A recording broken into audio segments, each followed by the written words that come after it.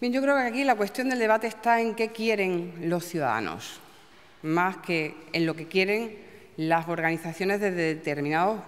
partidos políticos. Y lo que entendemos o creemos desde el Gobierno es que hay partidos políticos que están preocupados por las elecciones municipales y que están preocupados por perderlas y están preocupados por la fragmentación de la izquierda y que, por lo tanto, están poniendo peros a una reforma que, en definitiva, parece que atiende a las reivindicaciones